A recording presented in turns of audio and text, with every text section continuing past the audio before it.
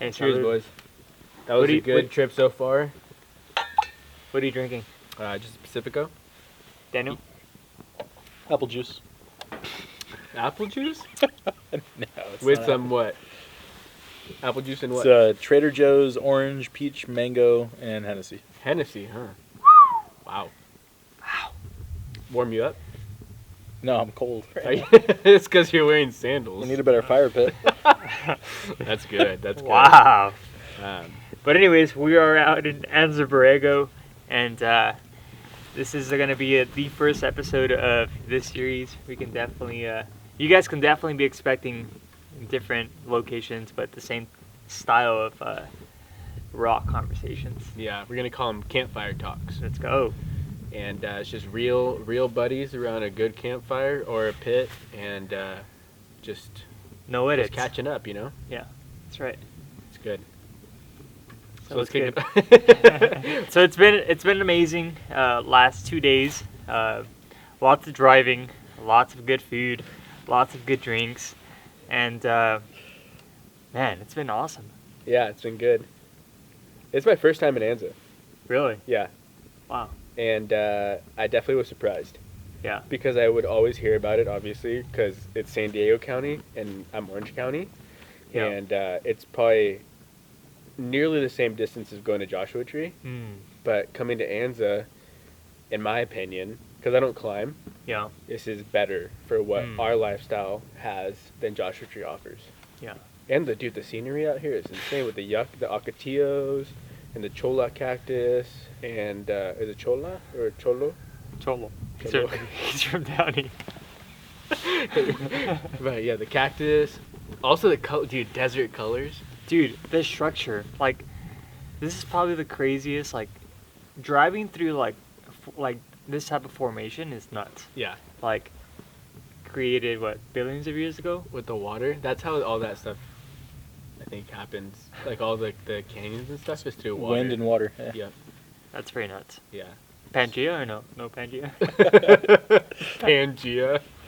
The Little Dicky song? I don't think I've heard that one. No? Oh. We'll play it later.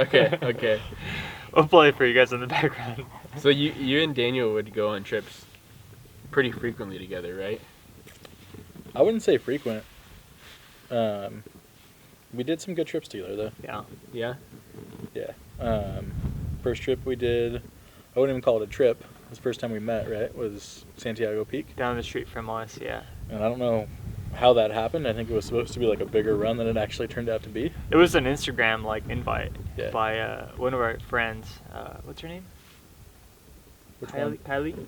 Kaylee's Tacoma, yeah. Kylie, yeah. So she invited a few of us to go out, and I invited her like Instagram following to come along, and we just happened just to be there, and that's when we met. Nice. And So, after I've that- never been to Santiago's Peak. It's a cool spot. Where is that at? Is it like easy fire road material or? Yeah. I honestly feel like it's like a do it once thing and you're good. Okay. Just to be. Or It's cool that it's local. Yep. Really cool that it's local and close. Yep. But like, to me, it's not that pretty, and it's usually crowded, and people trash the place, which is a bummer. Yeah, I went to Rower. You ever been to Rower before? No. That place Flats? was cool. Rower Flats, yeah. It was cool. I haven't done that. Same thing. Like I didn't wheel it. I rode the moto there, but just for how easy it was to get from me to there, because I think it's past Pasadena, but that Yeah. area. But it was really cool. Hmm. But campfire talks. So what do we should just ask each other some good questions. So for the first one, honestly, I feel like George is gonna be probably having different people here Uh-huh. all the time. Yeah. I'd rather kind of grill George. Damn. And guys hear that? let these guys, dude. I mean, you've got like a very sincere following, True. and so I think it'd be cool for them to know some information. And I've got questions for you that I feel like they'd probably be down to hear. Yep. I hit him with that one we talked about earlier. Ask away. You should go first. So, Carissa, right? So Chris was my fiance, and Right. George. Hey, by the way, congratulations. Thank you. You guys are getting married in Antarctica very soon. Yeah, And February 20th. that's exciting. Yeah, it's cool. Next week. Not next week. February 20th. Oh. 2 weeks, fool. You said in a week you had to be. No, it's not even 1 or 2 weeks. You guys don't know how to tell time. You're good, dude. They're drunk, guys. You're drunk. What are you drinking again? Yeah. What are you Apple drinking? He's juice. like Hennessy. Yeah. No, so like, I can see Carissa with her friends' babies and whatnot. I know she wants a baby, and her and I have talked about it. We want Yeah. one kid.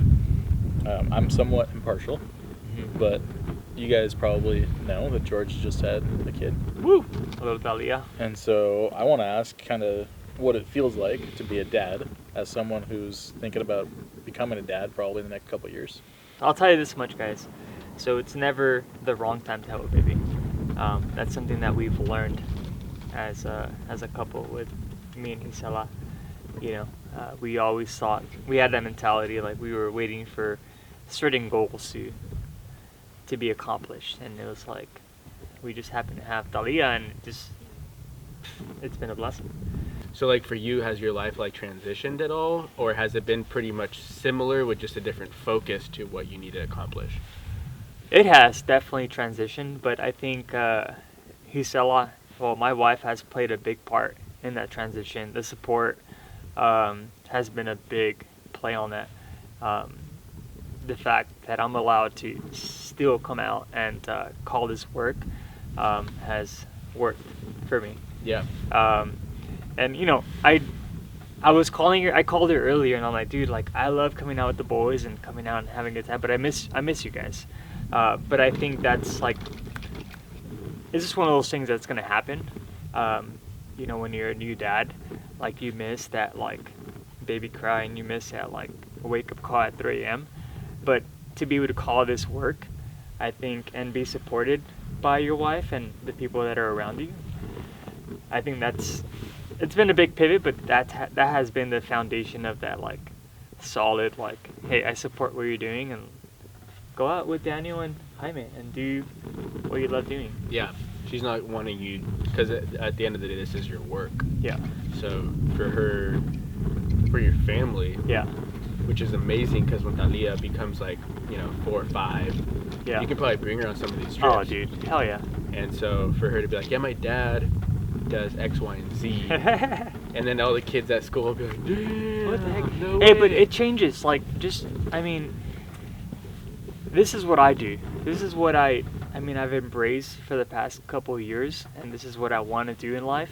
For those of you guys, and I'll speak for the fathers that are out there that are future fathers and fathers that are new fathers, like, dude, it's the same, dude. Like, you go and you hustle hard, come back to the wife and come back to the kiddo, and it's like, that It's worth feeling it. is like worth it. Yeah.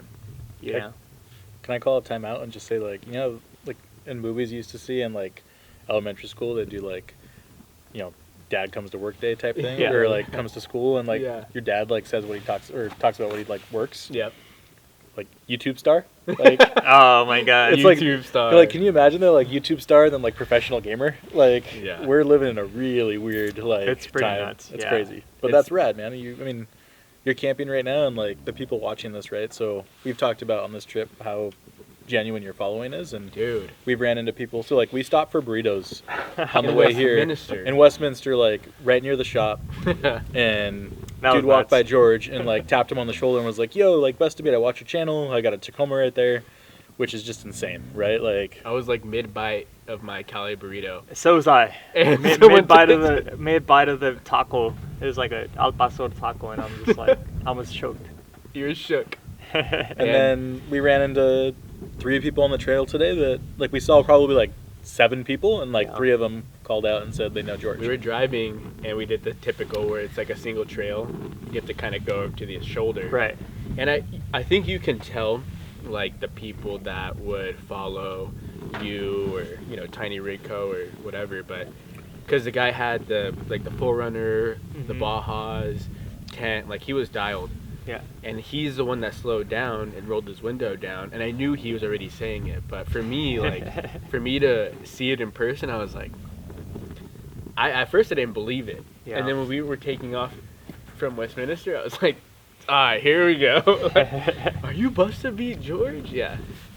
That's going to be cool when you go to school and you're like, oh, my Yeah, I dad's a guess- YouTuber. I'm gonna plug this right now and say that, guys, if you're watching, do the subscribe thing. George doesn't ask you to do it. And I'm being real though, right? Like, so like you guys, my and I told God. George this, right? Like, so if you enjoy watching George's channel, know that it does support him. He's a new dad, like it Yeah. supports his family. I don't think that's necessarily why he does it. I think it's like genuine enjoyment, Mm-hmm. but that comes through in the videos you make. I So if think you guys are watching, like, tell people, like, check it out. It helps George, it helps his family, and it like allows him to keep doing this stuff, which is Yeah. The Dude. crazy thing. Sorry. Go ahead. no, I mean, like, if it's as easy as like clicking a button to help someone, which truthfully it is, Yeah. and you enjoy it and you get enjoyment out of it, like, just do it, right? Like, it makes a difference in this dude's life. Yeah. I think the likes help a lot. Most people would be subscribed to you already. Yeah. But liking a video And commenting. and commenting is Yeah. the biggest thing to hype engagement for Yeah. YouTube. It's just like any type of platform, you know. If you're trying, by the way, if you're watching, you're trying to grow a platform because you truly love the platform, then all that stuff just comes into play. Yep. You know, it's called an algorithm. Is that how it like Yeah. it cycles itself to like Totally. enhance it? The Yeah, the it's- people that make it the hardest on YouTube are the ones that get the viewer to watch from A to Z and then hit like. Yeah. Because YouTube rewards people that watch the entire video. Yeah. Yeah, we get like a solid like, it's called like analytics, and it like tells us like how many people are watching and the time frame, and I appreciate you guys watching. I mean, I don't. There's certain YouTubers that I watch because I truly just love their content that I can watch 20 minutes of it. There's another. I mean, I'll plug this guy. I mean, if you're watching, cool, but if you're not, then whatever. But like, Soul's just like snoring in the background. Yeah. What a distraction. George's dog soul and he is passed out right as we. Um, I'm pretty stoked on that. The van life guy. Who? Living the van life. Living yeah. the van life. Like, this guy can post a video for an hour and I can just watch the whole thing because I love what he does, you know. And I don't know. It's That's just, amazing. yeah. I got a good one for Daniel. Yeah. So you were a absolute corporate superstar, a true 9-to-5er, but a true like I would say workhorse in a company that was extremely valued. Yeah. Like you were a very valued member of that company. So when you transitioned to Tiny Rig Co., you already had a certain work-life balance, and so when you took your work-life balance and launched Tiny Rig Co., Yeah. do you feel like it was an easy adjustment, or do you feel like it was like for anyone wanting to start a business, was it a serious adjustment to what you usually do on your day-to-day? That was a pretty rough question. Soul's snoring gnarly over here. Uh-huh. So I did both at the start, right? Yep. Like, I just left the other job a few weeks ago. And the big thing was I was starting something with my best friend, right? Yep. We were going to build those mini trucks. Yeah. And it was going to be a part-time thing. And, like, my mind was made up on my career, and I had a goal that I was going to try to achieve. First one on was hit a certain number financially by the time I was 30. Yeah. I did that, and I realized the company I was at, like the role that I was in, I was doing the responsibilities without the title, right? And I had the owner of the company tell me that I shouldn't care more than him. And like kind of at that moment, like it didn't hit me in that moment, but You like told me that, those words that were said to me made me realize that I should probably start my own thing. Yep. Yeah. And that's usually what corporate. I mean, it's sad to say, but when you're like in a corporate field, like they expect so much from you.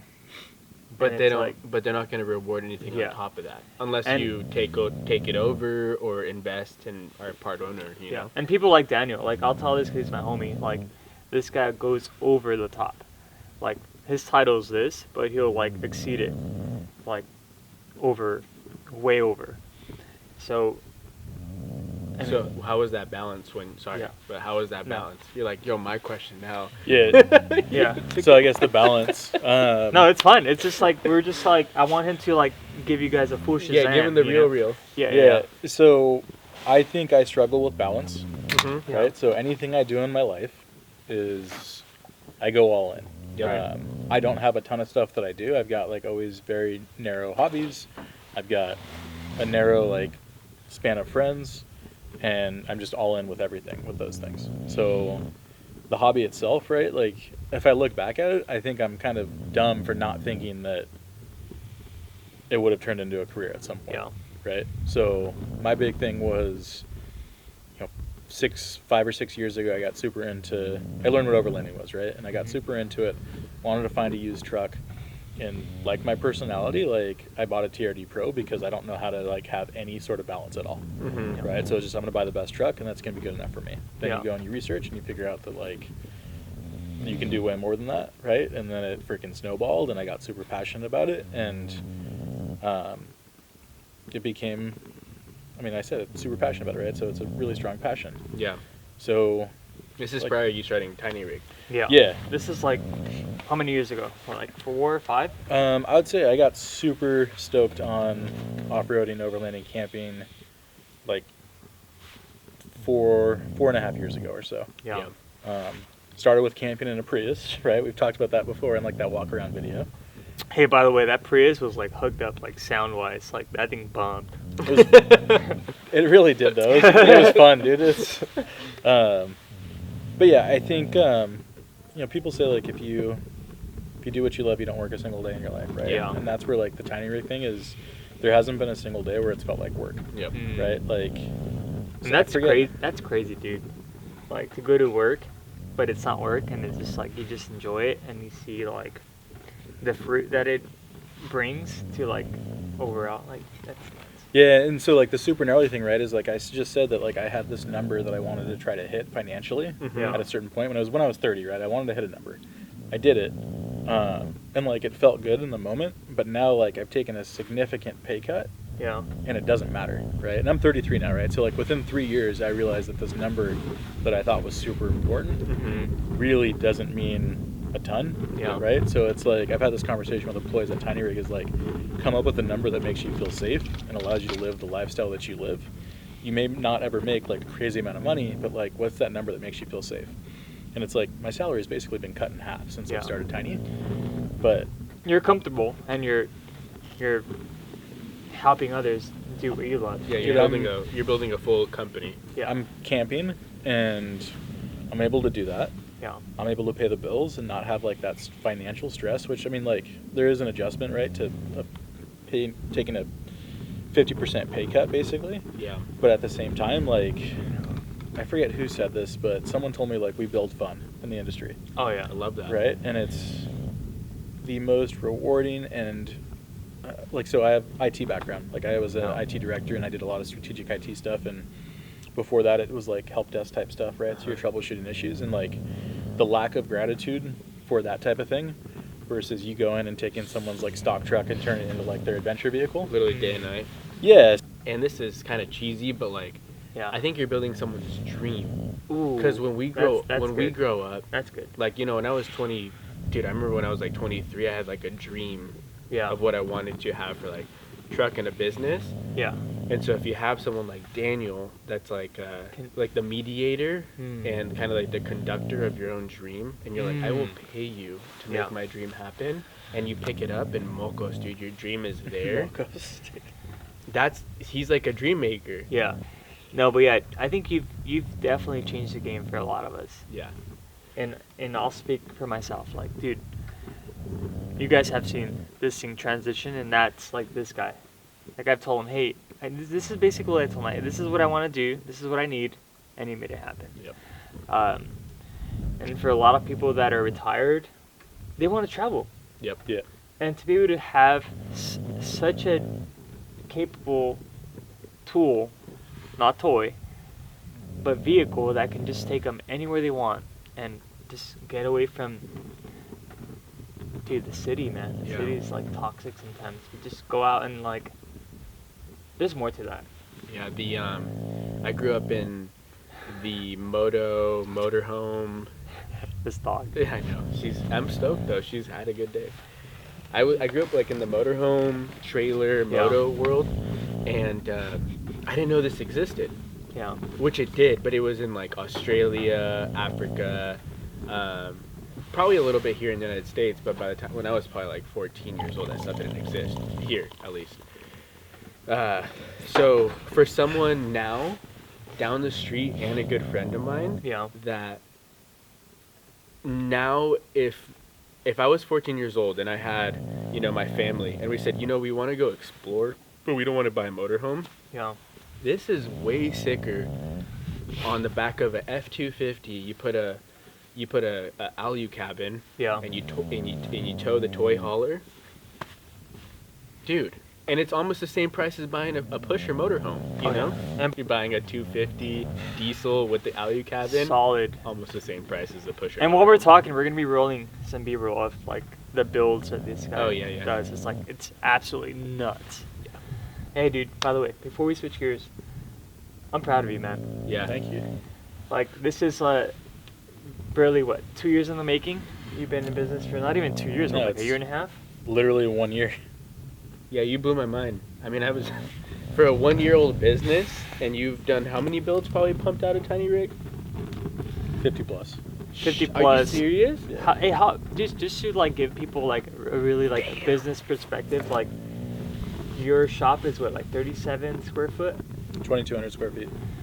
dude. With like 37. You gnarly. said? probably 100. 3,700. Oh, I thought you said 37 square No, feet. it's 2,200 square feet. There's like an entryway basically where Tiffany sits, and she's freaking amazing at what she does. Yeah. And then there's like basically a file room that my desk is in and Luke's desk is in. Yep, The rest is I shop call it the space. break room. it is. That's where they watch all of Trail Recon's videos. Whoa. Or right? Hey, I mean, dude, you that guys guy's watch solid. videos. Yeah, we do watch I it. Why watch, would I I be watch that? it I'm too. just saying. You post about it. They don't watch Busted. We watch Bust to Beat. Yeah, that's what you should have said. Oh, sorry. I gotta use the restroom. Cut. Can we cut? No, dude, I just gotta go. Come back. All right, welcome back, dude. Thanks, dude. Quick refill. Yep. Refill. So, you run Eezy Supplies. Yes. Overland Swap. Dude, by the Overland way, Swap. that's been awesome. That's been good. And Seo Creative, True. which is tell us about the whole shebang, like what it's all about, real What- quick, so they kind of. Okay. So Eezy Supplies makes magnetic gear that makes camping easier. That's kind of our mantra, is we want to make camping easier. Right. So the Rig Caddy, if you haven't seen it on Instagram or on our website, it's a very simple tool. I never was really big into installation on my truck. As you can tell, I'm like very simple when I camp. Yeah. So the idea was how to add more storage, or essentially again make camping easier without having to install a bunch of stuff. So Convenience. convenience was the key for it. So what we did is put the rubberized magnets. We have a tray, we have cup holders, now we have the V2. That's Yep. just a culmination of everything together. And you guys have probably seen that in like many of my videos. By the Yep. way, thank you so much for allowing me to. Use it. use it. I'm so stoked you have one. Yeah. You're like the perfect one, because you do have a camp kitchen Mhm. with through Tiny Ridco now. Yeah. And Good plug. that was that's essentially why that product came into existence, is because when you Yep. overland, you cook. Yep. And when you cook, you need storage and places to put spice racks, paper towels, Yep. lanterns. So having that extra storage without having to commit to where it goes was really big for Eezy. Oh yeah. Overland Swap was a good way to bring the community together and offer people within our community of overland and off-roading a chance to sell their own goods. Yep. So they don't have to list it on OfferUp or go to Craigslist and Mhm. deal with that. We make a full day on Sundays, and we just set it up swap meet style. Dude, and by the way, guys, this is just, I mean, it's going to be a plug, but it's a solid plug. This guy just did a podcast with Artlanders, with Squirrel Concepts, and they talk about the Overland Swap. And he talks about his collaboration with Squirrel Concepts. Yeah. Dude, solid. He's a solid dude. Yeah. Yeah, V And is our partner essentially. yeah.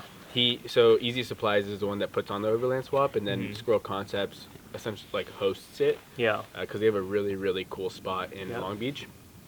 Because again, swap meet style. Oh yeah. I think a lot of us, especially once you get into it, like we're so used to Overland Expo, Adventure Expo, Van Expo, and they're all very like Commercialized. commercial Yeah. and very rigid. How Mhm. you get in, how much you pay to enter, this and that. So I've always This is free. This is free.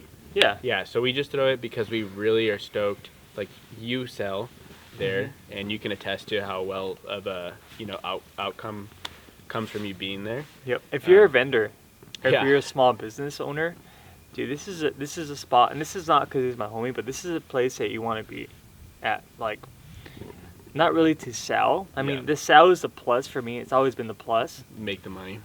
But connecting with the people that are in this community, for me, that's the biggest, like, outcome of the whole entire thing. And you can attest to this, like, and you too, maybe, Daniel. Like, Oh, yeah. I grew up going to swap meets. Did you? Oh, dude. Right? You know what's crazy? Huh. That it's kind of sad, but No, like, tell me. so I grew up in a very poor family. I don't know if you guys did, but my parents used to buy our toys at a swap meet. Yep. Yeah. So RC cars, little like wrestling WWF like figures, like it's crazy. And Dad, if you're watching this, you know what's up. That's why swap meets will hold a close part to most of our hearts, you know? Oh yeah. Because, and that was the same thing for me. Like, I always wanted a PlayStation. Like, buy me a Ooh. PlayStation, buy me Yeah. an Xbox growing up, but my parents were like, we're not buying you that. Yeah. And then we go to a swap meet and they're like, how's this one? I'm like, that's not a PlayStation, but like, I'll take it, you know? It's a PlayStation. Yeah. Yeah, it was a plebe station. Plebe? Like V, the guy from Scroll Concepts, he's like the perfect partner because he holds no ego. He's all about bringing the community together, and he's all about grittiness. And so when we set up on the second swap, which was this past Sunday, I mean, we had a lot of learning curves. This is my first time throwing an event. And not only bringing vendors, but making sure vendors are happy, which they sign if like they're not happy. I'm sorry, like it's a swap meet. But making sure attendees are stoked, the rig meet is good. But that's Overland swap.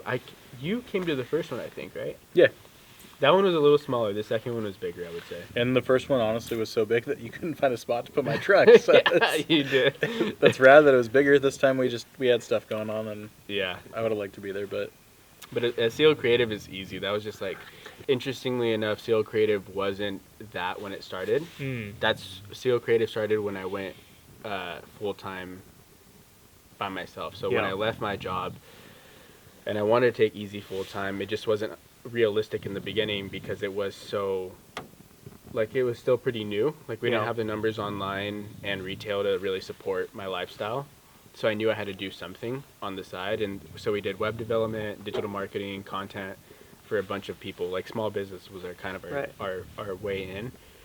And once Eezy has now become successful where it does its thing and supports what I need to do, I didn't want to leave Seo Creative in the dark because it was still a cool name and I had a vision for it. Yeah.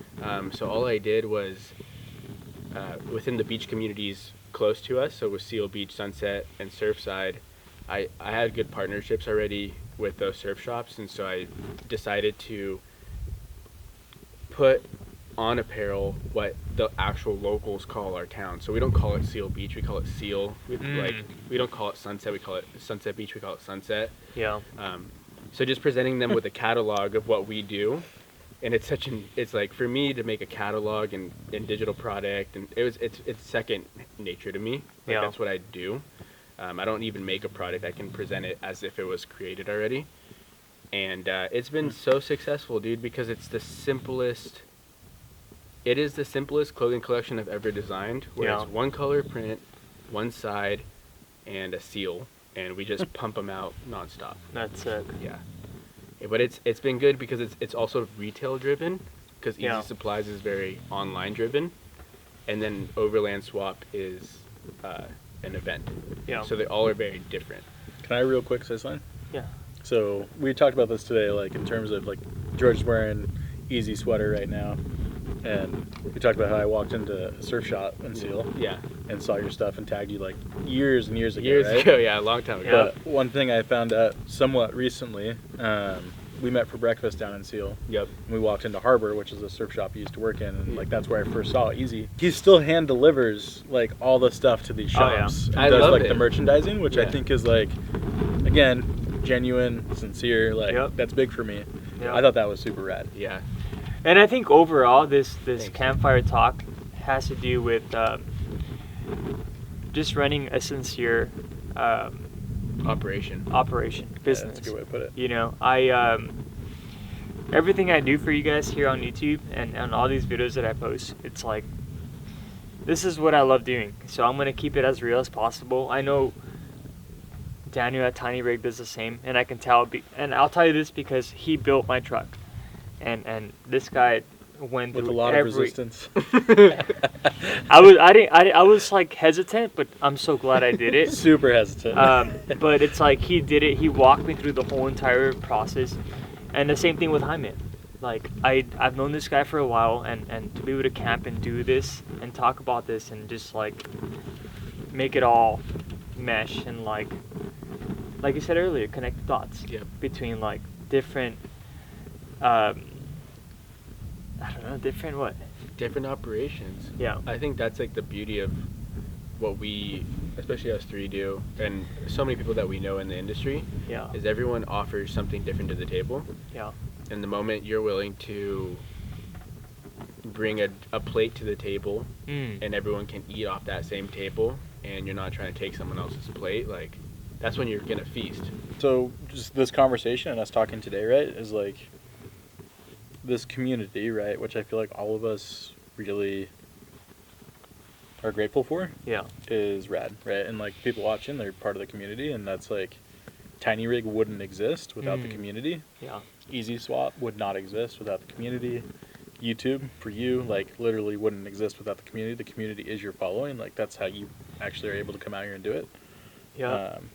And thank you guys. Yeah.